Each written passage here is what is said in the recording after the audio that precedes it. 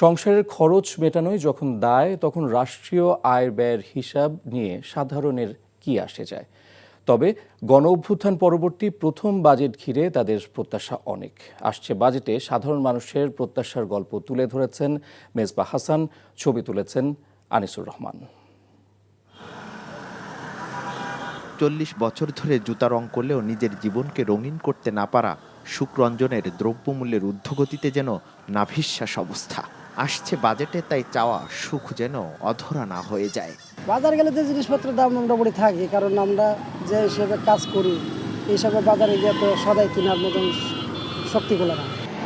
স্বাধীনতা উত্তর বাংলাদেশে ৫৩ বার বাজেট প্রণীত হলেও জন আকাঙ্ক্ষা পূরণে আয় ব্যয়ের হিসাব প্রত্যাশা ছুঁতে পারেনি প্রাপ্তির প্রান্ত, বরং বেড়েছে এমন বৈষম্য। সরজানি রাস্তাঘাট ভালো পাই, এই যে একটা বৃষ্টি হয়েছে, আজকে নিউ মার্কেট যান যায় না, গাড়ি গুড়ি বন্ধ হয়ে গেছে গা। শান্তিনগর যান যায় না, গাড়ি গুড়ি বন্ধ হয়ে গেছে গা। আমরা রিক্সা চালাইতে পারি না, আমরা দরিদ্র লোক, আমরা গরিব, আমরা কি করে খাবো? শৌখিন মানুষের সাজসজ্জার খোরাক মেটালেও নিজের সাজসজ্জা নিয়ে ভ্রুক্ষেপ নেই ক্ষুদ্র ব্যবসায়ী মামুনের। বাজেট নিয়েও ভাবনা নেই তার, তবে বেচাকেনার জোয়ার ফেরুক এমনটাই চাওয়া তার। সারাদিন পরিশ্রম করার পরে ১,০০০ ইনকাম করলে বাজারে গিয়ে কিছু পাই না, কিছু থাকে না। ব্যাগ নিয়ে যাই, খালি ব্যাগ নিয়ে আসি, কিন্তু ১,০০০ টাকায় কিছুই হয় না। হ্যাঁ, তা আমি চাই যে আমাদের ১,০০০ টাকার মধ্যেও আমাদের কিছু থাকুক, আমরা সব কিছু যাতে কিনতে পারি। অভ্যুত্থান পরবর্তী প্রজন্মের হাত ধরে গড়ে ওঠা বাংলাদেশে আগামী অর্থবছর কতটা বাস্তবসম্মত হবে তা নিয়ে এই প্রজন্মের অর্থনীতি পড়ুয়াদের রয়েছে মিশ্র প্রতিক্রিয়া। তাদের মতে আকাঙ্ক্ষার আলোকিত পথে বাজেট হোক সমতা ও ন্যায্যতার। বরাবরই বাজেট বাড়তেছে, কিন্তু সেই হিসেবে জনগণের বা সরকারের যে রাজস্ব আদায় সেরকম অগ্রগতি দেখা যায়নি। আমি মনে করি যে শিক্ষা খাত বা সায়েন্টিফিক ওয়েতে আরও বাজেটটা বাড়ানো দরকার। ইউথদেরকে যদি কাজে লাগাতে চায়, সেক্ষেত্রে শিক্ষা প্রযুক্তি খাতে আরও বরাদ্দটা বাড়ানো হচ্ছে, এবং প্রায়োগিক শিক্ষার ক্ষেত্রে সেটা আরও বেশি বাড়ানো উচিত আমি মনে করি। এবং এক্ষেত্রে বেকারত্ব খুব আমাদের হ্রাস পাবে। অর্থনীতির জটিল মারপ্যাচ না বোঝা সাধারণ মানুষের একটি প্রত্যাশা, বাজেট তার যাপিত জীবনকে সহজ করুক। যে এরোপ্লেনের যন্ত্রাংশের দাম কমতেছে কিংবা এসির দাম কমতেছে, এখানে যদি ছাড় দিতে হয় সরকারের, তো দৈনন্দিন যে জিনিসপত্রগুলো আমাদের কাজে লাগে এই জিনিসগুলোর প্রতি বেশি মনোযোগ দেওয়া উচিত। দ্রব্যমূল্যের ঊর্ধ্বগতি যাতে না হয়, যাতে সাধারণ মানুষ আমরা খেয়ে পরে ভালো থাকতে পারে, লুটেরা যেন লুট না করে বাজেট। স্বাধীনতার পরবর্তী সময়ে বারবার স্বৈরাচার পতন হলেও মানুষের প্রত্যাশা এবং প্রাপ্তির মধ্যে রয়েছে বিস্তর ফারাক। জুলাই অভ্যুত্থান পরে নতুন বাংলাদেশে নতুন করে আশা দেখছে সাধারণ মানুষ। তাই অন্তর্বর্তীকালীন সরকারের নতুন বাজেটে এই প্রত্যাশা এবং প্রাপ্তির মধ্যে বিস্তর এই ফারাক ঘুচে যাক, এমনটাই চান সাধারণ মানুষ। Mezba Hasan, NTV news, Dhaka. জাপানে ৪ দিনের সরকারি সফর শেষে দেশে ফিরেছেন প্রধান উপদেষ্টা ডক্টর মোহাম্মদ ইউনূস। রাত ১২টা ১৫ মিনিটে প্রধান উপদেষ্টাকে বহনকারী সিঙ্গাপুর এয়ারলাইন্সের ফ্লাইটটি ঢাকার হযরত শাহজালাল আন্তর্জাতিক বিমানবন্দরে অবতরণ করে। এর আগে প্রধান উপদেষ্টাকে বহনকারী ফ্লাইটটি শনিবার জাপানের স্থানীয় সময় বেলা ১১টা ২০ মিনিটে সিঙ্গাপুর হয়ে ঢাকার উদ্দেশ্যে টোকিওর নারিতা আন্তর্জাতিক বিমানবন্দর ত্যাগ করে। জাপান সফরকালে প্রধান উপদেষ্টা টোকিওতে প্রায় ২০টি কর্মসূচিতে অংশগ্রহণ করেন, যার মধ্যে একটি ছিল জাপানের প্রধানমন্ত্রী ইশিবার সঙ্গে বৈঠক। সফরের তৃতীয় দিনে ডক্টর ইউনূস জাপানের প্রধানমন্ত্রী ইশিবার সঙ্গে দ্বিপক্ষীয় বৈঠক করেন। বৈঠকে দুই নেতা চলতি বছরের মধ্যে বাংলাদেশ ও জাপানের মধ্যকার অর্থনৈতিক অংশীদারিত্ব চুক্তি ইপিএ স্বাক্ষরের অঙ্গীকার পুনর্ব্যক্ত করেন, যার মাধ্যমে দুই বন্ধুপ্রতিম দেশের মধ্যে অর্থনৈতিক ও বাণিজ্যিক সম্পর্ক আরও গভীর হবে। সুন্দরবনের বাংলাদেশ অংশের কচিকাটা খাল হয়ে রায়মঙ্গল রুট ব্যবহার করে প্রায় ২৯ বছর ধরে পশ্চিমবঙ্গের ৪টি নদী বন্দরের মধ্যে চলাচল করছে ভারতীয় জাহাজ ও কার্গো। এতে হুমকিতে পড়েছে বনের জীববৈচিত্র্য। বন বিভাগ বিকল্প রুটের প্রস্তাব দিলেও তা মানছে না তারা। বিশেষজ্ঞদের শঙ্কা, এ নিয়ে জরুরি পদক্ষেপ না নিলে বনের অভয়ারণ্য বিলুপ্ত হতে পারে। খুলনা থেকে আজিজুল ইসলামের ক্যামেরায় মোহাম্মদ আবু তৈয়বের রিপোর্ট, জানাচ্ছেন ইমরুল কায়েস। ১৯৭৫ সালে বাংলাদেশ ও ভারতের মধ্যে protocol on inland water transit and trade চুক্তি হয়। চুক্তিতে সুন্দরবনের শিবসা, আরা শিবসা আর পাঙ্গাশিয়া কচিকাটা খাল হয়ে রায়মঙ্গল রুট ব্যবহার করে পশ্চিমবঙ্গের ৪টি নদীবন্দরের মধ্যে মালবাহী লাইটার জাহাজ ও কার্গো চলাচলের কথা বলা হয়। তবে এই চুক্তি কার্যকর হয় ১৯৯৬ সালে আওয়ামী লীগ সরকার ক্ষমতায় আসার পর। সাধারণ চোখে এই রুটটি কোনো সমস্যা মনে না হলেও সম্প্রতি খুলনা বিশ্ববিদ্যালয়ের পরিবেশ ডিসিপ্লিনের একাধিক গবেষণায় এই রুটের বিরূপ প্রভাব ফুটে উঠেছে। গবেষকরা বলছেন ভারতীয় লাইটার জাহাজ ও কার্গো চলাচলের রুটটি সুন্দরবনের শিবসা ডলফিন অভয়ারণ্য ও পানখালী ডলফিন অভয়ারণ্যের মধ্যে পড়েছে, ফলে বনের জীববৈচিত্র্য হুমকিতে। এ পথে ঘটছে চোরাচালানের মতো ঘটনাও। সুন্দরবন এবং তার আশপাশের পরিবেশ ক্ষতিগ্রস্ত হচ্ছে। আর সবচেয়ে বড় ভয়ঙ্কর বিষয় হচ্ছে ওরা যে চ্যানেলটা ব্যবহার করে মংলার কাছে, ওই চ্যানেলটার একটা অংশ হচ্ছে যে আমাদের ডলফিন সেঞ্চুয়ারি এবং ডলফিনের জন্য একটা অভয় আশ্রম। ফলে এই জায়গাটা যদি বন্ধ না করা হয় তাহলে পরে কিন্তু আমাদের যে সুন্দরবনের মূল আকর্ষণ সেটি কিন্তু হারাবে। ম্যানগ্রোভ ইকোলজি, এখানকার মাটির গঠন প্রক্রিয়া খুব দুর্বল। এখানে প্রচুর পরিমাণে সিল্ট পলি জমা হয়, ভাঙন প্রবণ, এবং জাহাজ চলাচলের জন্যে এই ভাঙন প্রবণতাটা আরও অনেক বেশি বাড়ে, যে কারণে সুন্দরবনের মধ্যেকার নদীর মানচিত্র বদলে যাচ্ছে। বন বিভাগ থেকে এই রুটে জাহাজ ও কার্গো চলাচলের জন্য ভারতকে বিকল্প প্রস্তাব দেওয়া হলেও না মানার অভিযোগ এই বন কর্মকর্তার। বিকল্প রুট হিসাবে আপনার মংলা, পশুর, মরজাত, আপনার আকরাম পয়েন্ট হয়ে হাড়িভাঙা, রায়মঙ্গল নদী হয়ে ভারতের বন্দরে যাতায়াতের জন্য আমরা সুপারিশ করেছি। বিকল্প রাস্তা ব্যবহার করে এবং অভয়ারণ্য আপনার ব্যতীত এই জাহাজগুলো যাতে চলাচল করে এবং সুন্দরবনের জীববৈচিত্র্য যাতে রক্ষা পায়, এ ব্যাপারে আমরা সবাই সচেষ্ট আছি। সুন্দরবনের অভয়ারণ্য রক্ষায় অতীতেও এই রুট নিয়ে নানা সমালোচনা সত্ত্বেও তা বাতিল করেনি তৎকালীন সরকার। দেশের পরিবর্তিত রাজনৈতিক পরিস্থিতিতে নতুন করে এই রুট বাতিল করে বিকল্প ব্যবস্থা গ্রহণের দাবি জানিয়েছেন পরিবেশবাদীরা। Imrul Kayes, NTV news desk. Hasina ও তার দুই সহযোগীর বিরুদ্ধে অভিযোগ দাখিলের আরও খবর জানাতে আন্তর্জাতিক অপরাধ ট্রাইব্যুনালে আছেন আমাদের দুই সহকর্মী হাসান জাবেদ ও নিয়ামুল আজিজ সাদেক। প্রথমেই যাচ্ছে স্পেশাল করেসপন্ডেন্ট হাসান জাবেদের কাছে। জাবেদ, অভিযুক্ত দাখিল তো হয়েছে, আর কি খবর আছে আপনার কাছে?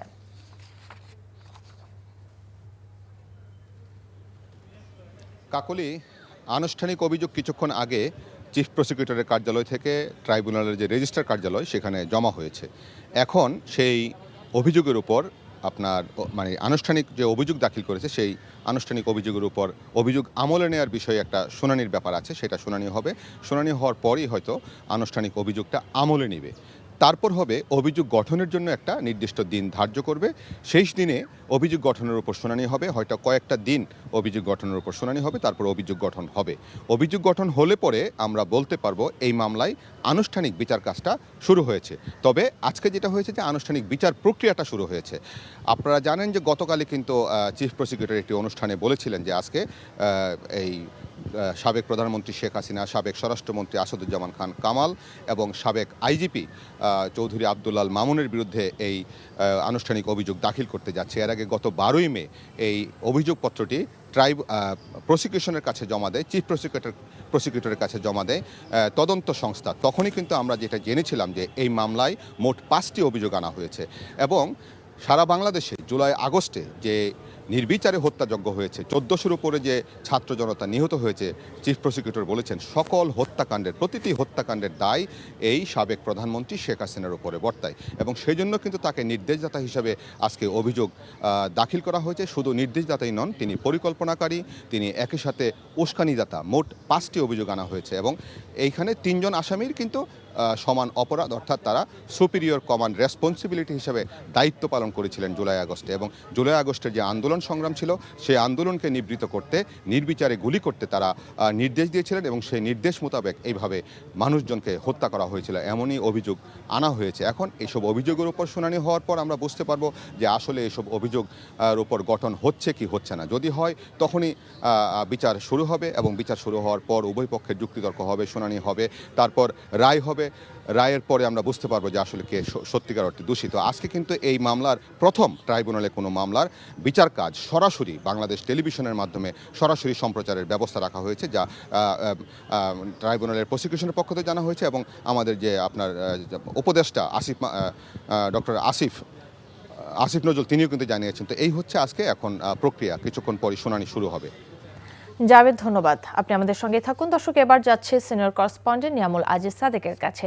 সাদেক, আদালতের কার্যক্রম তো বাংলাদেশ টেলিভিশনে সম্প্রচার হওয়ার কথা ছিল, সেটার কি হলো এবং কি খবর আছে আপনার কাছে? আপনাকে কিছুক্ষণ আগে আমাদের সহকর্মী জানিয়েছিলেন যে চিফ প্রসিকিউটর কার্যালয় থেকে এবং বাংলাদেশ টেলিভিশন তাদের পক্ষ থেকে জানানো হয়েছে যে তারা সেই অনুমতিটি পেয়েছেন এবং সেই অনুমতিটি পাওয়ার পরবর্তী কার্যক্রম হচ্ছে তারা সেখানে কিন্তু প্রয়োজনীয় যে কাজগুলো সেগুলো কিন্তু করে রেখেছেন। সকালে আমরা খবর পেয়েছি ভেতরে যেই চিফ প্রসিকিউটর সহ যে অন্যান্য প্রসিকিউটর রয়েছেন তারা যে কথাগুলো বলবেন সেগুলো অডিওগুলো পাওয়া যাবে কিনা সে বিষয়টি এখন পর্যন্ত আমাদেরকে নিশ্চিত করা হয় না। আপনাকে জানিয়ে রাখি বাংলাদেশের ইতিহাসে এই ধরনের একটি স্পর্শকাতর মামলা বা এই ধরনের একটি বিশেষ মামলা কি সরাসরি সম্প্রচারের ঘটনা কিন্তু এবারই প্রথম ঘটতে যাচ্ছে, যেখানে ট্রায়াল অব অ্যাবসেন্সিয়া করছে। বিশেষ করে যে এখানে শেখ হাসিনা তিনি কিন্তু অনুপস্থিত রয়েছেন, বাকি দুজন যে আসামি রয়েছে তার ভিতরে আরেকজন অনুপস্থিত আছেন স্বরাষ্ট্রমন্ত্রী আসাদুজ্জামান খান কামাল, তিনি আগে স্বরাষ্ট্রমন্ত্রী ছিলেন এবং একজন মাত্র আসামি তাকে কিন্তু এখানে ওঠানো হয়েছে চৌধুরী আবদুল্লাহ আল মামুন, তিনি সাবেক আইজিপি ছিলেন, তার অনুপস্থিতিতে এবং বাকি দুজনের অনুপস্থিতিতে এখানে আদালতে মামলা চলবে। সেক্ষেত্রে তাদের জন্য কোনো কৌশলী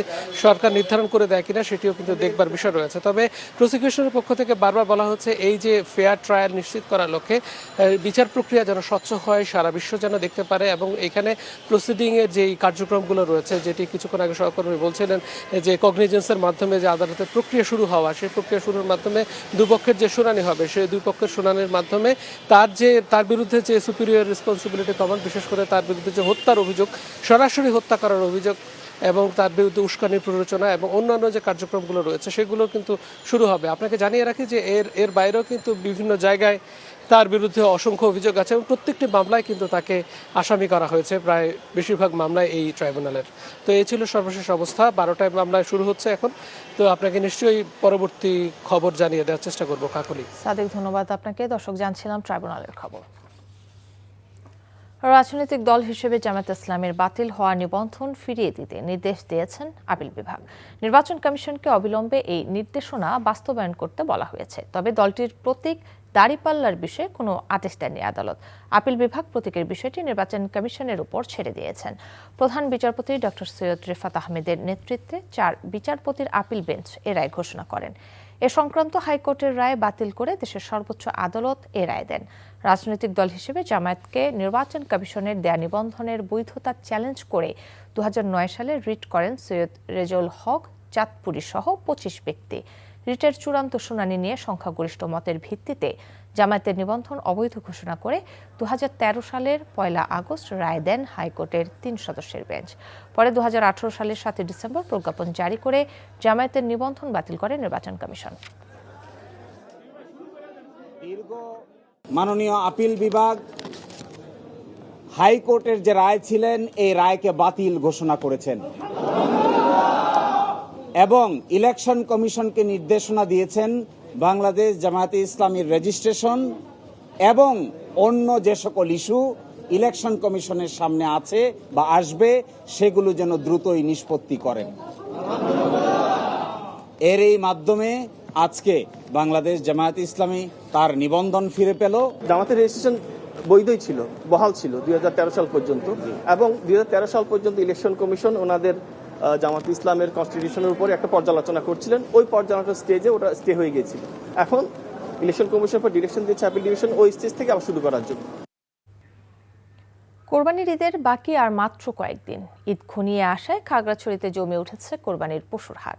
হাটে ছোট ও মাঝারি ধরনের গরুর চাহিদা বেশি। দুশ্চিন্তায় আছে বড় গরুর বিক্রেতারা।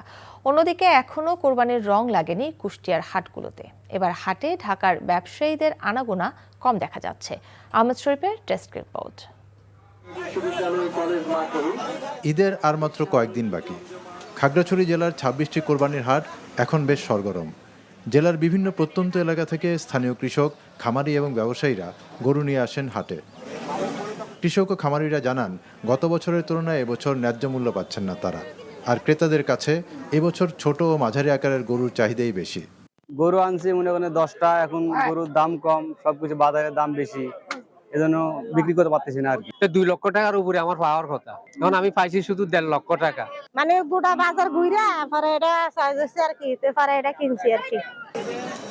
জেলা প্রাণী সম্পদ অফিস জানিয়েছে চলতি বছর 9টি উপজেলায় 19,160টি পশু কোরবানির জন্য প্রস্তুত করা হয়েছে। স্টেরয়েড জাতীয় যদি ওষুধের মাধ্যমে মোটা তাজাকরণ করে থাকে আমরা সেগুলো আইডেন্টিফাই করব এবং কোনো ধরনের ডিজিজড অ্যানিমাল থাকে আমরা তাহলে সেটাও আইডেন্টিফাই করব। কোরবানির পশুবাহী ট্রাক সহ বিক্রেতাদের বিভিন্ন স্থানে চাঁদাবাজি ও হয়রানির শিকার হতে না হয় এবং জাল টাকার ব্যবহার নিয়ন্ত্রণে পুলিশ প্রশাসন কাজ করছে। অনেক সময় অজ্ঞান পার্টি, মলম পার্টি এদের প্রাদুর্ভাব ঘটে, এই ব্যাপারে আমরা সর্বোচ্চ সতর্ক আছি। পাশাপাশি জাল টাকা সংযুক্ত মেশিন সেগুলো আমরা দিয়ে দিচ্ছি থানায় থানায়। অন্যদিকে কুষ্টিয়ার পশুর হাটগুলোতে আশানুরূপ বিক্রি হচ্ছে না, মিলছে না কাঙ্ক্ষিত দামও। এতে হতাশ কুষ্টিয়ার খামারিরা। ঢাকা ও চট্টগ্রামের ব্যাপারীরা এসব হাটে কম আসায় বড় গরু বিক্রি হচ্ছে কম। জেলা প্রাণী সম্পদ অফিসের তথ্য মতে এবছর কোরবানির ঈদকে সামনে রেখে কুষ্টিয়ার 18,500 খামারে প্রায় 2 লাখ গরু, ছাগল ও মহিষ প্রস্তুত করা হয়েছে। আহমেদ শরীফ, এনটিভি নিউজ ডেস্ক। দর্শক, হাসিনা এবং তার 2 সহযোগীর বিরুদ্ধে অভিযোগ দাখিলের আরও খবর জানাতে আন্তর্জাতিক অপরাধ ট্রাইব্যুনালে আছেন আমাদের সহকর্মী নিয়ামুল আজিজ সাদেক। আমরা তার সাথে যুক্ত হচ্ছি।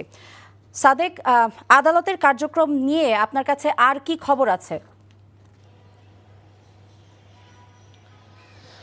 আপনি যে কথা বলছিলেন যে আদালত কার্যক্রম যখন 12টা শুরু হয়, প্রথমত এই যে সরাসরি সম্প্রচার সেই বিষয়টির জন্য অনুমতি চাওয়া হয়, আদালত সেই অনুমতিটি দেন। এর পরবর্তীতে আমরা দেখেছি যে শেখ হাসিনা এবং তার যে সহযোগী, অন্য 2 জন সহযোগী, বিশেষ করে আসাদুজ্জামান খান কামাল এবং সাবেক আইজিপি চৌধুরী আব্দুল্লাহ আল মামুন, তাদের কার্যক্রমের বিষয়গুলো তুলে ধরা হয় একে একে। 135 পৃষ্ঠার যে সংক্ষিপ্ত সার, সেই সংক্ষিপ্ত সার পড়ে শোনানো হয়েছে। এর ভিতরে মোটা দাগে যে প্রধান প্রসিকিউটর, চিফ প্রসিকিউটর, তিনি বলেছেন শেখ হাসিনা আসলে এই সব যে খুন এবং হত্যা, উস্কানি সব কিছুর মাস্টারমাইন্ড এবং তিনি নিউক্লিয়াস ছিলেন। তিনি মূলত এই সব কিছু সংগঠনের জন্য শুরু থেকেই উস্কানি দিয়েছেন এবং এজন্য তারা বেশ কিছু তথ্য উপাত্ত আদালতের কাছে দিয়েছেন। তার ভিতরে টেপ রেকর্ড রয়েছে, তার ভিতরে ভিডিও রয়েছে, তার ভিতরে গোয়েন্দা সংস্থা নানা ধরনের যেই অপরাধ প্রমাণের জন্য যে প্রমাণগুলো রয়েছে সেগুলো কিন্তু জানিয়েছেন। তার বাইরে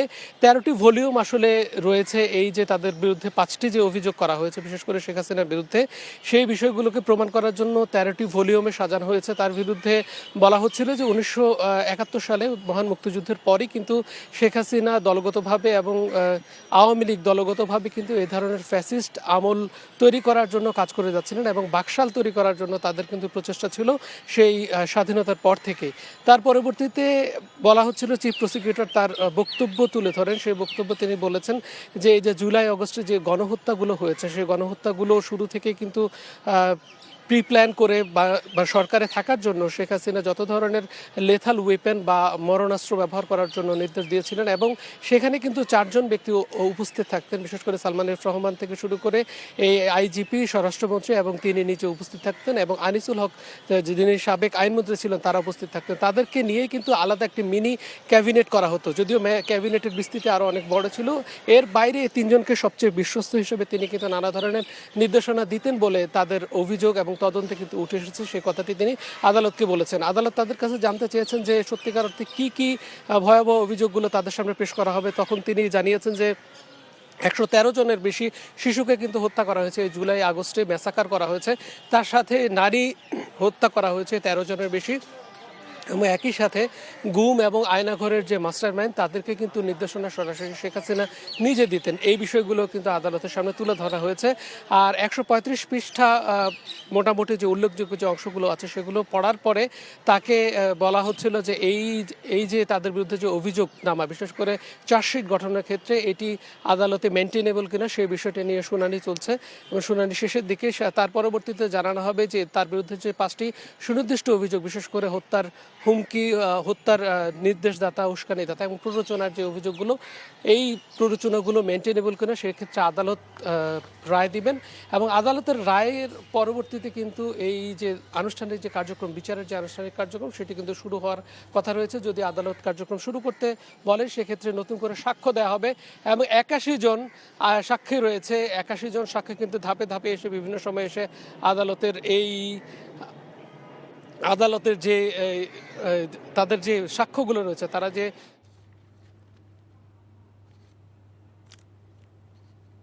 সাদেক, আপনি আমাদের সাথেই থাকবেন। দর্শক, এবারে আমরা যুক্ত হচ্ছি আমাদের আরেক সহকর্মী স্পেশাল করেসপন্ডেন্ট হাসান জাবেদের সঙ্গে। জাবেদ, অভিযোগ দাখিল হয়েছে আমরা জানি, আপনার কাছে আর কি আপডেট আছে?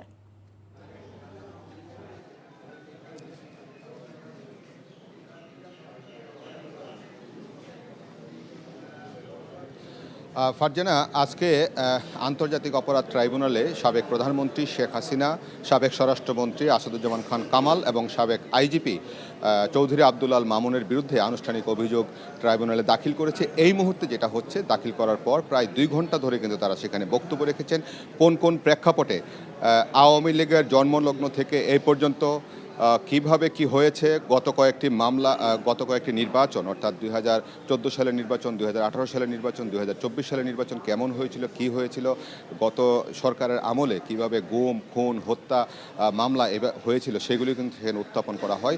এবং সর্বশেষ যেটা চিফ প্রসিকিউটর তাদের বিরুদ্ধে সুনির্দিষ্ট 5টি অভিযোগ উত্থাপন করেন। সুনির্দিষ্ট 5টি অভিযোগের মধ্যে প্রথমটি হচ্ছে সুপিরিয়র কমন রেসপন্সিবিলিটি, অর্থাৎ সারা দেশে যত হত্যাকাণ্ড হয়েছে, 1.5 সহস্রাধিক অর্থাৎ 1,500-এর মতো যে হত্যাকাণ্ড হয়েছে জুলাই আগস্টে, সেই হত্যাকাণ্ডের একটির দায় থেকেও তারা রেহাই পেতে পারে না। আর দ্বিতীয় হচ্ছে তারা পরিকল্পনা করেছেন, ষড়যন্ত্র করেছেন, নির্দেশনা দিয়েছেন এসব হত্যাকাণ্ড সংঘটনের জন্য। আর হচ্ছে রংপুরের আবু সাঈদ বুকচিতে দাঁড়িয়েছিলেন এবং পুলিশের গুলিতে তিনি নিহত হন। সেই শিক্ষার্থী আবু সাঈদের হত্যার অভিযুক্ত এখানে আনা হয়। তারপর 4 নম্বর অভিযুক্ত হচ্ছে চানখারপুলে যে 6 জনকে হত্যা করা হয়, সেটা ছিল 4 নম্বর অভিযোগ। এবং 5 নম্বর অভিযোগ হচ্ছে 5ই আগস্ট অর্থাৎ আশুলিয়ায় 6 জনকে হত্যা করে, গুলি করে হত্যা করে ব্যানে তুলে যে পুড়িয়ে দেওয়া হয়েছিল, সেই অভিযুক্ত কিন্তু এখানে আনা হয়েছে। সব অভিযোগ উত্থাপন করে সর্বশেষ চিফ প্রসিকিউটর যে আবেদনটি রাখলেন যে এসব ঘটনায় আসামিদের বিরুদ্ধে যে অভিযোগ দেওয়া হয়েছে সেই অভিযোগটি আমলে নিয়ে অভিযোগ গঠনের জন্য দিন ধার্য করার জন্য, একই সাথে এই 3 জন আসামির যত সম্পত্তি আছে সম্পত্তি বাজেয়াপ্ত করে যারা ক্ষতিগ্রস্ত হয়েছেন তাদের অনুকূলে যেন দেওয়া হয়। তো এখন ট্রাইব্যুনালের চেয়ারম্যান বিচারপতি গোলাম মর্তুজা মজুমদারের নেতৃত্বাধীন 3 সদস্যের ট্রাইব্যুনাল, গোলাম মর্তুজা মজুমদার এখন আদেশ দিচ্ছেন। আমি এইমাত্র সেখান থেকে আসলাম। আদেশে হয়তো যেটা হবে যে অভিযোগটা আমলে নেবে এবং অভিযোগ গঠনের জন্য দিন ধার্য করবে। এবং অভিযোগ গঠন করার পরই কিন্তু শুনানির পর অভিযোগ গঠন যেদিন হবে সেদিন থেকে কিন্তু এই মামলার আনুষ্ঠানিক বিচার কাজ শুরু হবে। আজকে যেটা হলো আনুষ্ঠানিক বিচারের প্রক্রিয়াটা শুরু হলো এবং অভিযোগ আমলে নিলে সেই অভিযোগটা আমলে নেওয়া হলো। প্রায় 1 যুগ সময় পেরিয়ে দল হিসেবে নির্বাচন কমিশনের নিবন্ধন ফিরে পেল বাংলাদেশ জামায়াতে ইসলামী। রোববার হাইকোর্টের রায় বাতিল করে জামায়াতের নিবন্ধন ফিরিয়ে দেওয়ার পাশাপাশি দলীয় প্রতীক দাঁড়িপাল্লার বিষয়ে সুরাহা করতে নির্বাচন কমিশনকে যথাযথ পদক্ষেপ নেওয়ার নির্দেশ দিয়েছে আপিল বিভাগ। রায়ের সন্তোষ প্রকাশ করে জামায়াতের আইনজীবীরা বলছেন, দাঁড়িপাল্লা প্রতীকের বিষয়টিও নিষ্পত্তি হবে নির্বাচন কমিশনে। তামজিদ সুমনের রিপোর্টে দেখুন বিস্তারিত। আওয়ামী লীগ শাসনামলে অর্থাৎ 2013 সালের শেষ ভাগে দলের নিবন্ধন হারায় বাংলাদেশ জামায়াতে ইসলামী, যার কারণে দলীয় প্রতীকে জাতীয় সংসদ নির্বাচনে অংশগ্রহণ করতে পারেনি দলটি। সরকারি চাপ ও হয়রানির কারণে ওই সময় নিবন্ধন ফিরে পেতে আইনি লড়াইয়ে কোনো পদক্ষেপও নিতে পারেনি দলটি। ছাত্র জনতার আন্দোলনের সময় 2024 সালের 1 আগস্ট নির্বাহী আদেশে বাংলাদেশ জামায়াতে ইসলাম ও ইসলামী ছাত্র শিবিরের রাজনীতি নিষিদ্ধ করে শেখ হাসিনা সরকার। 5ই আগস্টের পট পরিবর্তনের পর নতুন করে নিবন্ধন ও প্রতীক ফিরে পেতে আইনি লড়াই শুরু করে দলটি। ফেব্রুয়ারি থেকে মে এই 4 মাসে আইনি যুক্তিতর্ক উপস্থাপন করেন তারা। বেশ কয়েকটি কার্যদিবস শেষে রোববার সকালে আদেশ দেন সর্বোচ্চ আদালত।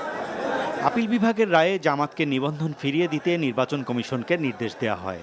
দাঁড়িপাল্লা প্রতীকসহ অন্যান্য বিষয় নিষ্পত্তিতে নির্বাচন কমিশনের উপরেই ছেড়ে দেন সুপ্রিম কোর্ট। বাংলাদেশ জামায়াতে ইসলামী আজকে তার নিবন্ধন ফিরে পেল। মাননীয় আপিল বিভাগ হাইকোর্টের যে রায় ছিলেন এই রায়কে বাতিল ঘোষণা করেছেন এবং ইলেকশন কমিশনকে নির্দেশনা দিয়েছেন বাংলাদেশ জামায়াতে ইসলামীর রেজিস্ট্রেশন এবং অন্য যে সকল ইস্যু ইলেকশন কমিশনের সামনে আছে বা আসবে সেগুলো যেন দ্রুতই নিষ্পত্তি করেন। নিবন্ধন ফিরে পেয়ে সন্তুষ্ট দলের আইনজীবী ও নেতারা। দলের প্রতীক দাঁড়িপাল্লাও ইসি থেকে ফিরে পাওয়ার প্রত্যাশা করেন তারা। ইলেকশন কমিশন আইন অনুযায়ী অতি দ্রুত জামাতের নিবন্ধন এবং জামাতের প্রতীক বুঝিয়ে দিবেন, এটা আমরা প্রত্যাশা করি। নির্বাচন কমিশনের আইনজীবী বলছেন, রায় দেখে পদক্ষেপ নেবে কমিশন। আজকে আপিলে যেটা হলো সেটা হচ্ছে হাইকোর্টে যেটা জাজমেন্ট ছিল ওই জাজমেন্টটাকে ওনারা আজকে সেটিসফাইড করে দিলেন, বাতিল করে দিলেন। তার ফলে যেটা হলো হাইকোর্টের জাজমেন্টটা থাকছে না। মিনিংটা দাঁড়ালো হাইকোর্টের জাজমেন্টের আগে যে সিচুয়েশন ছিল, রেজিস্ট্রেশন সংক্রান্ত বিষয় ছিল, ওই সিচুয়েশনটা ফেরত আসবে। 2008 সালে রাজনৈতিক দল হিসেবে নিবন্ধন পায় জামায়াতে ইসলামী। তরিকত ফেডারেশন সহ কয়েকটি সংগঠনের রিটের প্রেক্ষিতে 2013 সালের আগস্টে জামায়াতে ইসলামের নিবন্ধন বাতিল ঘোষণা করে রায় দিয়েছিল হাইকোর্ট। এরপর 2018 সালের 7 ডিসেম্বর দলটির নিবন্ধন বাতিল করে প্রজ্ঞাপন জারি করে নির্বাচন commission. Tamjid Suman, NTV news, Dhaka. বাংলাদেশকে উৎপাদনের হাব হিসেবে গড়ে তুলতে চীনা বিনিয়োগকারীদের এদেশে বিনিয়োগের আহ্বান জানিয়েছেন প্রধান উপদেষ্টা ডক্টর মোহাম্মদ ইউনূস। চীনা বিনিয়োগকারীদের নিয়ে আগারগাঁওয়ে বিডা কার্যালয়ে আয়োজিত দিনব্যাপী চীন বাংলাদেশ ব্যবসা এবং বিনিয়োগ সম্মেলনের উদ্বোধনী অনুষ্ঠানে তিনি এই আহ্বান জানান। প্রধান উপদেষ্টা চীনা বিনিয়োগকারীদের উদ্দেশ্যে বলেন, বাংলাদেশে তৈরি পোশাক, জ্বালানি, কৃষি, পাট, তথ্য প্রযুক্তি সম্ভাবনাময় শিল্প, তাই এখানে উৎপাদনের হাব বানাতে চীনা বিনিয়োগকারীদের এগিয়ে আসা উচিত। বাংলাদেশের মোট জনশক্তির অর্ধেকের বয়স 30 বছরের নিচে উল্লেখ করে তিনি আরও বলেন, এই তরুণেরা কাজে যোগ দিতে প্রস্তুত রয়েছে। Your large-scale investment in Bangladesh can be a game changer for our economy. Tens of millions of our young workforce who desperately need good jobs to express the skill and tenacity they have in making a mark in history. Bangladesh stands at the cusp of transformative era. Our interim government has been steadfast with implementing reforms aimed at enhancing the investment climate. নির্বাচন যত বিলম্ব হবে, দেশে বিদেশে পতিত স্বৈরাচারের ষড়যন্ত্র আরও বাড়বে বলে মন্তব্য করেছেন বিএনপির স্থায়ী কমিটির সদস্য ডক্টর খন্দকার মোশাররফ হোসেন। জাতীয় প্রেস ক্লাবে এক আলোচনায় তিনি একথা বলেন। আওয়ামী লীগ যারা স্বৈরাচারী ফ্যাসিস্ট সরকার গত 16 বছর যাবৎ এই বিএনপিকে নিশ্চিহ্ন করে দেওয়ার জন্য আমাদের নেত্রী দেশনেত্রী বেগম খালেদা জিয়া, ভারপ্রাপ্ত চেয়ারম্যান তারেক রহমান এবং আমাদের সিনিয়র নেতৃবৃন্দ থেকে তৃণমূল পর্যন্ত নেতৃবৃন্দের উপরে কি পরিমাণ নির্যাতন করেছে। জুলাই আগস্ট হত্যার ঘটনায় মানবতা বিরোধী অপরাধে ক্ষমতাচ্যুত প্রধানমন্ত্রী শেখ হাসিনা, তৎকালীন স্বরাষ্ট্রমন্ত্রী আসাদুজ্জামান খান কামাল ও তৎকালীন আইজিপি চৌধুরী আবদুল্লাহ আল মামুনের বিরুদ্ধে অভিযোগ আমলে নিয়েছে আন্তর্জাতিক অপরাধ ট্রাইব্যুনাল। একই সাথে শেখ হাসিনা ও আসাদুজ্জামান খানের বিরুদ্ধে গ্রেফতারি পরোয়ানা জারি করেন বিচারপতি গোলাম মর্তুজা মজুমদারের নেতৃত্বাধীন 3 সদস্যের ট্রাইব্যুনাল। বিস্তারিত হাসান জাবেদের রিপোর্টে। জুলাই আগস্ট ছাত্র জনতার আন্দোলনে নির্বিচারে গুলি করে 1.5 সহস্রাধিক মানুষকে হত্যা করা হয়। সেসব হত্যার বিচার দ্রুত করতে নানা মহলের চাপ রয়েছে। আর বিচার ত্বরান্বিত করতে তদন্ত সংস্থা ও প্রসিকিউশন দিনরাত কাজ করে যাচ্ছে। ইতোমধ্যে একটি মামলার আনুষ্ঠানিক অভিযোগ ট্রাইব্যুনালে জমা দেওয়া হয়েছে। রোববার সাবেক প্রধানমন্ত্রী শেখ হাসিনা, সাবেক স্বরাষ্ট্রমন্ত্রী আসাদুজ্জামান খান কামাল ও সাবেক আইজিপি চৌধুরী আবদুল্লাহ আল মামুনের বিরুদ্ধে ট্রাইব্যুনালে আনুষ্ঠানিক অভিযোগ জমা দেওয়া হয়। এতে উস্কানি, হত্যার নির্দেশ, সুপিরিয়র কমান্ড রেসপন্সিবিলিটি, রংপুরের আবু সাইদ হত্যা, চানখারপুলে 6 জনকে হত্যা ও আশুলিয়ায় 6 জনকে হত্যা ও লাশ পোড়ানোর 5টি সুনির্দিষ্ট অভিযোগ আনা হয়েছে। প্রধানমন্ত্রী হিসেবে শেখ হাসিনা, স্বরাষ্ট্রমন্ত্রী হিসেবে আসাদুজ্জামান খান কামাল এবং আইজিপি হিসেবে চৌধুরী ঊর্ধ্বতন অবস্থানে থেকে যৌথ নির্দেশনায় জয়েন্ট ক্রিমিনাল এন্টারপ্রাইজ এবং কমান্ড রেসপন্সিবিলিটির মাধ্যমে তাদের অধীনস্থ নিয়ন্ত্রণাধীন সশস্ত্র আওয়ামী ক্যাডার, আইন শৃঙ্খলা বাহিনীর সদস্যদের মাধ্যমে দেশব্যাপী প্রাণঘাতী অস্ত্র ব্যবহার করে নিরীহ নিরস্ত্র ছাত্র জনতার গুলি চালিয়ে 1.5 সহস্রাধিক মানুষকে নৃশংসভাবে হত্যা করেন। আনুষ্ঠানিক অভিযোগ দাখিলের এই প্রক্রিয়া ট্রাইব্যুনালের অনুমতি সাপেক্ষে বাংলাদেশ টেলিভিশনের মাধ্যমে সরাসরি সম্প্রচার করা হয়। শুনানি শেষে 2 জনের বিরুদ্ধে গ্রেফতারি পরোয়ানা জারি করা হয় এবং চৌধুরী আবদুল্লাহ আল মামুনকে এই মামলায় গ্রেফতার দেখানো হয়। আগামী 16 জুন মামলার পরবর্তী দিন ধার্য করা হয়েছে। ওই দিন যদি আসামিরা উপস্থিত হন তাহলে সেদিন থেকে আনুষ্ঠানিক বিচারের প্রক্রিয়া শুরু হবে। যদি আসামি কেউ অনুপস্থিত থাকেন, আইন অনুযায়ী তাদেরকে অনুপস্থিত ঘোষণা করার একটা ব্যাপার থাকবে, সেটাও সেদিন আদালত যথাযথ আইন প্রক্রিয়া অনুযায়ী সেদিন ঘোষণা করবে। এই বিচার কোনো প্রতিশোধের জন্য নয়, এটা হচ্ছে ভবিষ্যতের জন্য একটা প্রতিজ্ঞা এবং আগামী প্রজন্মকে নিরাপদ একটি বাংলাদেশ উপহার দেয়া। 5টা অভিযোগে এই 3 জন আসামির বিরুদ্ধে অভিযোগ আমলে গ্রহণ করা হয়েছে। গত 12ই মে এই মামলায় চূড়ান্ত তদন্ত প্রতিবেদন প্রসিকিউশনের কাছে জমা দেয় তদন্ত সংস্থা। জুলাই আগস্ট সারা দেশে ছাত্র জনতাকে নির্বিচারে গুলি করে হত্যার ঘটনায় মানবতা বিরোধী অপরাধের দায়ে সাবেক প্রধানমন্ত্রী শেখ হাসিনা সহ 3 জনের বিরুদ্ধে আনুষ্ঠানিক অভিযোগ দাখিল করেছে প্রসিকিউশন, যা আমলে নিয়েছে ট্রাইব্যুনাল। এখন আনুষ্ঠানিক অভিযোগ গঠনের জন্য শুনানি হবে, তারপরেই অভিযোগ গঠন করা হবে, যার মধ্য দিয়ে বিচার কাজও শুরু হবে। হাসান জাবেদ, এনটিভি নিউজ, আন্তর্জাতিক অপরাধ ট্রাইব্যুনাল, ঢাকা। আগামী 5 আগস্ট জুলাই জাদুঘর উদ্বোধন করবে সরকার। এই জাদুঘরে ছাত্র খুনের সব অপরাধ জাতির সামনে তুলে ধরা হবে বলে জানিয়েছেন সংস্কৃতি বিষয়ক উপদেষ্টা মোস্তফা সরোয়ার ফারুকী। দুপুরে চট্টগ্রামে জুলাই আন্দোলনের শহীদদের পরিবারের সাথে সাক্ষাৎ ও জুলাই স্মৃতি জাদুঘরের স্মারক সংগ্রহ শেষে সাংবাদিকদের কাছে তিনি এসব কথা বলেন। এর আগে নগরীর লালখান বাজারে শহীদ ফয়সাল আহমেদ শান্ত, শহীদ শহীদুল ইসলাম ও শহীদ ফারুকের পরিবারের সাথে দেখা করেন সংস্কৃতি উপদেষ্টা। 5 আগস্ট যেন জুলাই জাদুঘর ওপেন হয়। জুলাই জাদুঘরের কাজ হবে খুনির সব অপরাধ জাতির সামনে তুলে ধরা, যেন 50 বছর পরে, তখন আমরা কেউ থাকবো না, বাংলাদেশের 50 বছর পরে যে প্রজন্ম, তারা যেন ওই জাদুঘরে গিয়ে দেখতে পায় আসলে কি হয়েছিল। আজ থেকে 3 মাস সুন্দরবনে বনজীবী এবং পর্যটক প্রবেশের নিষেধাজ্ঞা জারি করেছে বন বিভাগ। মূলত প্রজনন মৌসুম নির্বিঘ্ন করতে বন বিভাগের এই উদ্যোগ। বিশেষ করে 1 জুন থেকে 31 আগস্ট পর্যন্ত সুন্দরবনের প্রজনন মৌসুম। এই মৌসুমে সুন্দরবনের নদী খালে ডিম দেয় মাছ, আর এ সময়ে বন্য প্রাণীদেরও প্রজনন ঘটে থাকে।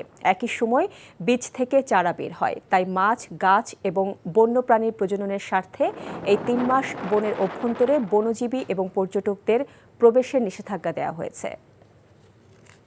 জাতীয় পার্টির চেয়ারম্যান জিএম কাদের, কো চেয়ারম্যান ও রংপুরের সাবেক মেয়র মোস্তাফিজার রহমান মোস্তফা সহ জাতীয় পার্টি এবং সহযোগী সংগঠনের 18 নেতাকর্মীর বিরুদ্ধে মামলার আবেদন করেছেন জাতীয় নাগরিক পার্টি রংপুরের সংগঠক আলমগীর রহমান নয়ন। গতরাতে রংপুর নগরীর কোতোয়ালি থানায় ওসি আতাউর রহমানের কাছে মামলার জন্য একটি লিখিত অভিযোগ জমা দেন আলমগীর রহমান নয়ন। এরপর তিনি সাংবাদিকদের সঙ্গে কথা বলেন। মামলার এজাহারে বলা হয়, গত 29 মে রাতে রংপুর প্রেস ক্লাব চত্বর থেকে আওয়ামী দোসর জাতীয় পার্টির অপতৎপরতা রুখে দাঁড়াও এবং ফ্যাসিস্টদের দোসর জিএম কাদেরকে গ্রেফতার করার দাবিতে বৈষম্য বিরোধী ছাত্র আন্দোলনের একটি মিছিল সেনপাড়া চৌরাস্তা মোড়ের দিকে যাওয়ার সময় জাতীয় পার্টির চেয়ারম্যানের সমর্থকরা তাদের মিছিলে হামলা চালায়। এ সময় তাদের 4 জন নেতাকর্মী আহত হন। এ ঘটনায় জড়িত জাতীয় পার্টির নেতাকর্মীদের দ্রুত আইনের আওতায় আনার দাবি জানান মামলার বাদী। চট্টগ্রামের শিক্ষানুরাগী সমাজসেবক সাইফুদ্দিন কাদের চৌধুরীর স্মরণ সভা অনুষ্ঠিত হয়েছে। সকালে চট্টগ্রাম ক্লাবে এর শোক সভার আয়োজন করে সাইফুদ্দিন কাদের চৌধুরী ফাউন্ডেশন। স্মরণ সভার সাবেক উপদেষ্টা ডক্টর হোসেন জিল্লুর রহমান বলেন, নতুন বাংলাদেশ তৈরি করতে হলে দেশের শিক্ষার মানের বেহাল অবস্থা থেকে টেনে তুলতে হবে। ক্রীড়াক্ষেত্রে উন্নতি, চিন্তার দেয়াল দিয়ে নিজেদের সম্ভাবনাকে আটকে না রাখার পরামর্শ দেন তিনি। দেশের বিভিন্ন স্থানে দোয়া মাহফিল সহ নানা আয়োজনে পালিত হয়েছে বিএনপি প্রতিষ্ঠাতা শহীদ রাষ্ট্রপতি জিয়াউর রহমানের 44তম শাহাদাত বার্ষিক। চট্টগ্রামে দোয়া মাহফিলের আয়োজন করে জমিয়াতুল ফালা মসজিদ কমপ্লেক্স উন্নয়ন ও মুসল্লি পরিষদ। এ মসজিদের প্রতিষ্ঠাতা জিয়াউর রহমান এ সময় তার বিদেহী আত্মার মাগফিরাত এবং বিএনপি চেয়ারপারসনের সুস্থতা কামনা করে দোয়া করা হয়। শহীদ জিয়ার শাহাদাত বার্ষিক উপলক্ষে বগুড়া শহরের মাকরাজ মসজিদে দোয়া মাহফিল এবং এতিম ও হাফেজ শিক্ষার্থীদের মাঝে খাবার বিতরণ করা হয়। বরিশালে মহানগর বিএনপি জেলা শ্রমিক দলের পৃথক আলোচনা সভা, দোয়া মাহফিল সহ বিভিন্ন কর্মসূচিতে পালিত হয় শহীদ জিয়ার 44তম শাহাদাত বার্ষিক। পাবনার ঈশ্বরদী ইপিজেডের বিভিন্ন কারখানায় ডায়রিয়ায় আক্রান্ত হয়ে আজ সকাল পর্যন্ত শতাধিক রোগী নাটোরের লালপুর উপজেলা স্বাস্থ্য কমপ্লেক্সে চিকিৎসা নিয়েছে। দুপুরে মেজর জহিরুল ইসলাম চৌধুরীর নেতৃত্বে কাদিরাবাদ সেনানিবাস সিএমএইচ টিম 11 এসপি আর্টিলারি রেজিমেন্টের সহায়তায় লালপুর হাসপাতালে চিকিৎসাধীন শ্রমিকদের সাথে কথা বলে সার্বিক সহায়তা প্রদান শুরু করে। শুক্রবার মধ্যরাত থেকে আজ দুপুর পর্যন্ত ঈশ্বরদী ইপিজেডের শতাধিক ডায়রিয়া আক্রান্ত রোগী ভর্তি হয় নাটোরের লালপুর উপজেলা স্বাস্থ্য কমপ্লেক্সে। গুরুতর অসুস্থদের রাজশাহী মেডিকেল কলেজ হাসপাতালে পাঠানো হয়। পানি পান করার কারণে এসব শ্রমিক ব্যাকটেরিয়ায় আক্রান্ত হয়েছে বলে মনে করেন চিকিৎসক। হবিগঞ্জ লাখাই আঞ্চলিক মহাসড়ক প্রশস্তকরণ প্রকল্পের হবিগঞ্জ অংশের কাজ শুরু না হলে ঢাকা সিলেট মহাসড়ক ও রেলপথ অবরোধের হুঁশিয়ারি দিয়েছে লাখাই উপজেলা বিএনপি। দুপুরে হবিগঞ্জ প্রেস ক্লাবের সংবাদ সম্মেলনে উপজেলা বিএনপির সাধারণ সম্পাদক অ্যাডভোকেট শামসুল ইসলাম অভিযোগ করেন 2023-24 অর্থ বছরে 661 কোটি টাকা ব্যয়ে হবিগঞ্জ লাখাই আঞ্চলিক মহাসড়ক প্রশস্তকরণ প্রকল্পের কাজ শুরু করা হয়। পরে জেলা প্রশাসক বরাবর স্মারকলিপি দেওয়া হয়। জামায়াতে নিবন্ধন ও প্রতীকের ব্যাপারে আদালতের কোনো পর্যবেক্ষণ কমিশন এখনো পায়নি। পেলে সে অনুযায়ী ব্যবস্থা নেওয়া হবে বলে জানিয়েছেন নির্বাচন কমিশন সচিব আখতার আহমেদ। বিকেলে নির্বাচন ভবনে সাংবাদিকদের প্রশ্নের জবাবে তিনি একথা বলেন। জামাতের নিবন্ধন এবং আপনার প্রতীকের ব্যাপারে মাননীয় আদালতের কোনো অবজারভেশন আমরা পাইনি। অবজারভেশন পাওয়ার পরে এ বিষয়ে আইনগতভাবে যেটা প্রযোজ্য সেই অনুযায়ী ব্যবস্থা নেওয়া হবে। জনাব ইশরাকের ব্যাপারেও আমরা মাননীয় আদালতের কোনো নির্দেশনা এখনও পাইনি। কিছু অবজারভেশন এবং নির্দেশনা যেটা আসবে আমরা সেই অনুযায়ী আমাদের এখান থেকে ব্যবস্থা নেওয়া হবে। প্রায় 2.5 লাখ কোটি টাকার বিশাল ঘাটতির সঙ্গী করে দেশি বিদেশি ঋণের বোঝা আরও এক ধাপ বাড়িয়ে আগামীকাল উত্থাপন হতে যাচ্ছে 2025-26 অর্থ বছরের প্রস্তাবিত বাজেট। এবার চলতি অর্থ বছরের তুলনায় 7,000 কোটি টাকা কমিয়ে বাজেটের আকার নির্ধারণ করা হয়েছে 7,90,000 কোটি টাকা। তবে প্রায় 8% অর্থাৎ 38,000 কোটি টাকা বাড়িয়ে রাজস্ব আয়ের লক্ষ্য ধরা হচ্ছে 5,18,000 কোটি টাকা। বিশাল এই অঙ্কের রাজস্ব আয়ের পরও এবার বাজেট ঘাটতি রাখা হবে 2,26,000 কোটি টাকা। আগামী অর্থ বছরের জন্য বার্ষিক উন্নয়ন কর্মসূচি এডিপিতে বরাদ্দ দেওয়া হয়েছে 2,30,000 কোটি টাকার, যা চলতি অর্থ বছরের বরাদ্দের তুলনায় 30,000 কোটি টাকা কম। সরকারি চাকরি অধ্যাদেশের কিছু ধারায় অপপ্রয়োগের সুযোগ রয়েছে, যা নিয়ে সরকার সচেতন আছে বলে জানিয়েছেন বিদ্যুৎ ও জ্বালানি উপদেষ্টা ফজল কবির খান। সকালে সচিবালয়ে সংশোধিত সরকারি কর্মচারী অধ্যাদেশ বাতিলের দাবিতে পূর্ব নির্ধারিত কর্মসূচির অংশ হিসেবে তার কাছে কর্মচারীদের স্মারকলিপি দেওয়ার পর এসব বলেন তিনি।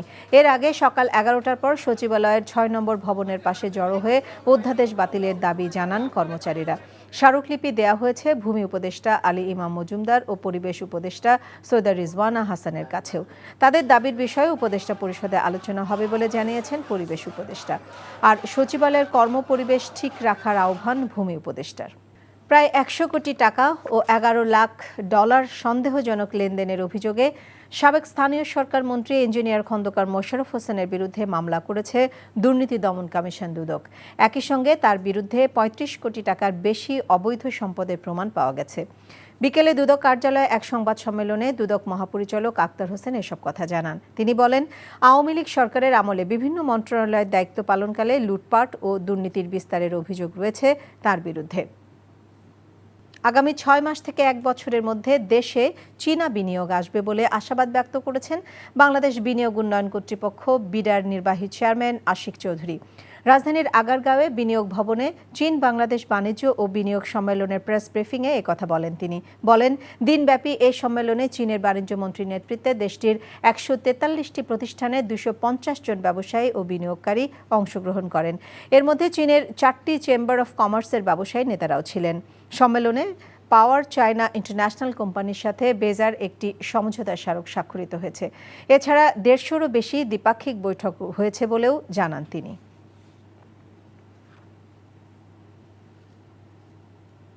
গ্রামাঞ্চল থেকে জাতীয় পর্যায়ে আসার জন্য ক্রিকেটারদের পথটা সহজ করার লক্ষ্যে কাজ শুরু করেছেন নতুন বিসিবি সভাপতি। এছাড়া ক্রিকেটকে বিকেন্দ্রীকরণের পরিকল্পনা নেওয়া হয়েছে বলেও জানান তিনি। দুপুরে ক্রীড়া উপদেষ্টার সঙ্গে এক বৈঠক শেষে এসব কথা জানান বুলবুল। বিকেন্দ্রীকরণের জন্যই কিন্তু আমাদের ক্রিকেটটা একটু থেমে গিয়েছিল আমার কাছে মনে হয়। তো এইটাই আমাদের আপাতত প্রধান লক্ষ্য, যে বিকেন্দ্রীকরণ কীভাবে, ডিসেন্ট্রালাইজ কীভাবে করা যায়। যেমন একটা মিনি বিসিবি চিটাগাংয়ে থাকবে, খুলনায় থাকবে, রাজশাহীতে থাকবে, সিলেটে থাকবে, যেখান থেকে আমরা আমাদের যে ওই যে উপজেলায় ক্রিকেট হয় বা গ্রামে ক্রিকেট হয় সেইগুলোকে আমরা আরও কীভাবে সম্পৃক্ত করতে পারি, আর মোস্ট ইম্পর্টেন্টলি এই স্কুল ক্রিকেটকে আমরা আরও কীভাবে সাপোর্ট করতে পারি।